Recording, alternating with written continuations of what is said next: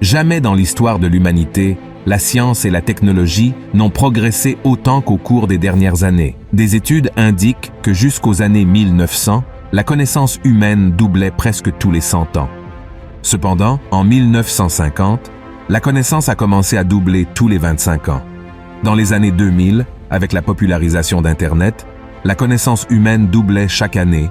Et maintenant, mes frères, notre connaissance double presque quotidiennement. À tout moment, une nouvelle technologie est lancée. Les ordinateurs, les téléphones portables, les montres et même les maisons intelligentes sont de plus en plus nombreux. Et en même temps, quelque chose d'effrayant émerge devant nos yeux, l'intelligence artificielle. Pour ceux qui ne le savent pas encore, l'intelligence artificielle est une technologie qui permet aux machines d'apprendre et d'exécuter des tâches qui nécessiteraient normalement l'intelligence humaine. Plus nous l'utilisons, plus elle se perfectionne. Face à toute cette évolution technologique, la question se pose, sommes-nous en train de voir la réalisation d'une prophétie biblique sur la fin des temps? De plus, ces technologies prépareront-elles le monde à l'arrivée de l'Antichrist et l'aideront-elles pendant son règne sur Terre? Je vais répondre à toutes ces questions et bien plus encore. Mais avant cela, je vous demande de laisser un pouce levé, de vous abonner à ma chaîne et d'activer la cloche de notification pour recevoir en avant-première les prochaines vidéos que je publierai. D'accord? Frères et sœurs, il y a environ 2500 ans, Dieu a remis un message au prophète Daniel concernant ce qui se passerait dans le monde à la fin des temps. Voici ce qui est écrit dans le chapitre 12 de Daniel, des versets 1 à 4. Cela dit ainsi. « En ce temps-là se lèvera Michaël, le grand chef, le défenseur des enfants de ton peuple. Et ce sera une époque de détresse, telle qu'il n'y en a point eu de semblable depuis que les nations existent jusqu'à cette époque. En ce temps-là, ceux de ton peuple qui seront trouvés inscrits dans le livre seront sauvés. Plusieurs de ceux qui dorment dans la poussière de la terre se réveilleront, les uns pour la vie éternelle et les autres pour l'opprobre, pour la honte éternelle. Ceux qui auront été intelligents brilleront comme la splendeur du ciel, et ceux qui auront enseigné la justice à la multitude brilleront comme les étoiles, à toujours et à perpétuité. Toi, Daniel, tiens secrètes ces paroles et scelle le livre jusqu'au temps de la fin. Plusieurs alors le liront et la connaissance augmentera. Regardez cela, le livre de Daniel dans la Bible parle de l'avenir du peuple de Dieu et du monde en général. Certaines versions mentionnent la science à la place de la connaissance, ce qui pourrait signifier qu'à la fin des temps, la connaissance humaine et la connaissance de Dieu se multiplieront. Cela ne signifie cependant pas que ces outils ont été créés par le diable ou qu'ils servent uniquement à faire le mal. S'ils sont utilisés pour le bien, nous verrons d'incroyables progrès dans tous les domaines. Mais nous savons que l'être humain est mauvais par nature et que Satan l'influence beaucoup. C'est pourquoi nous ne pouvons pas être naïfs en pensant que tout sera utilisé pour le bien. La Bible ne parle pas spécifiquement de l'intelligence artificielle, mais elle parle des principes qui devraient gouverner l'être humain, y compris lors de l'utilisation de toute technologie. Par exemple, dans Genèse chapitre 1, verset 28, Dieu a donné à l'homme la domination sur la création et la mission de la prendre en charge. Cela signifie que les ressources naturelles et les capacités intellectuelles doivent être utilisées de manière responsable, en respectant le Créateur et ses créatures.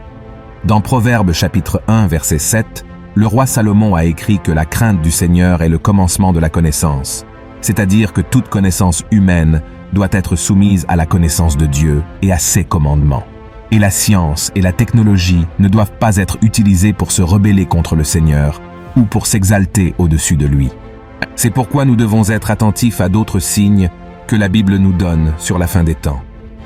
Dans Matthieu 24, Jésus a dit qu'il surgirait de faux Christ et de faux prophètes, opérant de grands signes et prodiges pour tromper, si possible, même les élus. Et est-ce que certains de ces signes et prodiges pourraient impliquer l'intelligence artificielle? Est-ce que certains de ces faux Christ et faux prophètes pourraient utiliser l'intelligence artificielle pour tromper les gens? Bien sûr, cela pourrait arriver, car nous savons que Satan est le père du mensonge et qu'il peut se transformer en ange de lumière. Nous savons aussi qu'il a accès à la technologie humaine et qu'il peut influencer l'esprit des gens. Par conséquent, nous devons être vigilants. La Bible dit qu'à terme, l'Antichrist surgira et gagnera la confiance des dirigeants politiques et religieux de ce monde. Il montrera aux gens que seule une religion unique, dirigée par lui-même, pourra rendre la terre exempte de guerre, d'injustice et d'inégalité. Ce traité de paix marquera le début de la fin des temps et le compte à rebours pour le retour de Jésus. Il n'y a donc aucune raison de douter que l'Antichrist utilisera toutes les technologies existantes dans le monde et celles qui seront encore créées pour tromper et dominer l'humanité. Je crois qu'il utilisera l'intelligence artificielle de 5 manières pour imposer son pouvoir devant les hommes. La première d'entre elles est le contrôle et la surveillance. Le gouvernement de l'Antéchrist pourrait utiliser l'intelligence artificielle pour surveiller et contrôler la population à grande échelle, c'est-à-dire partout dans le monde. Il pourrait utiliser des systèmes avancés de reconnaissance faciale et d'analyse de données qui permettraient l'identification et le suivi des personnes, lui permettant de savoir chaque pas qu'un individu fait. Deuxièmement, manipulation de l'information. À l'aide d'algorithmes très sophistiqués, l'intelligence artificielle pourrait être utilisée pour créer et diffuser des informations fausses ou trompeuses dans le but de manipuler l'opinion publique et de promouvoir les actions de l'Antéchrist de manière positive, comme s'il était vraiment le sauveur dont le monde a tant besoin. Troisièmement, domination économique et politique. Dans le chapitre 13 du livre de l'Apocalypse, l'apôtre Jean a écrit que pendant le règne de l'Antéchrist sur terre, tous ceux qui voudront effectuer des transactions financières devront avoir une marque spécifique, la marque de la bête. Il est très probable que cette marque soit créée grâce à une forme d'intelligence artificielle. Ainsi, l'Antéchrist pourrait contrôler l'économie et la politique du monde entier. Quatrièmement, guerre et armes cybernétiques. L'Antéchrist sera l'homme le plus puissant de toute la Terre et aura entre ses mains toute la technologie disponible. Il pourrait donc utiliser l'intelligence artificielle pour développer des armes technologiques telles que des drones et des robots surpuissants, afin d'imposer son ordre et d'éliminer les peuples qui s'opposeraient à son gouvernement. Et cinquièmement, le contrôle de la communication et la censure. Tout comme le pouvoir de diffuser de fausses informations pour tromper les gens sur ses intentions, l'Antéchrist pourrait également utiliser l'intelligence artificielle pour surveiller et contrôler la communication entre les individus, limitant la diffusion d'informations contraires à son gouvernement. Comme c'est déjà le cas dans plusieurs pays du monde aujourd'hui, l'ennemi censurera les plateformes et les réseaux sociaux pour promouvoir uniquement ce qui lui est favorable. Et mes frères, avant de terminer ce message, je veux vous montrer que ce n'est pas seulement Daniel qui a fait des prophéties qui parlent probablement de l'utilisation de la science et de la technologie au cours des dernières années avant le retour de Jésus. Et la première d'entre elles a été faite par le Christ lui-même dans Matthieu, chapitre 24, lorsqu'il parlait à ses disciples du temps de la fin. Les disciples demandèrent à leur maître quel serait le signe de son retour, et Jésus dit que l'évangile de son royaume serait prêché dans le monde entier comme témoignage à toutes les nations, et alors viendrait la fin. Ce qui est intéressant, c'est qu'au moment où Jésus a prononcé cette prophétie, c'était une époque très différente. La communication était limitée, les messages étaient transmis à pied, par bateau ou à cheval. Ce n'est plus le cas de nos jours. Un simple email ou un message sur WhatsApp suffit pour qu'une personne de l'autre côté du monde reçoive notre message. On estime que près de 3 milliards de personnes dans le monde ont un téléphone portable et un accès à Internet. Cela signifie que près de la moitié de l'humanité a un accès instantané à tout moment. Ainsi, les paroles du Christ n'ont jamais eu autant de sens qu'aujourd'hui. Internet dans la poche de tout le monde signifie qu'il y a maintenant le potentiel pour que l'évangile du royaume soit prêché à toutes les nations. Les vidéos de ma chaîne, par exemple, sont vues par des millions de personnes tous les jours, pratiquement sur tous les continents. En d'autres termes, le scénario que Jésus avait prédit avant sa mort se réalise maintenant devant nos yeux.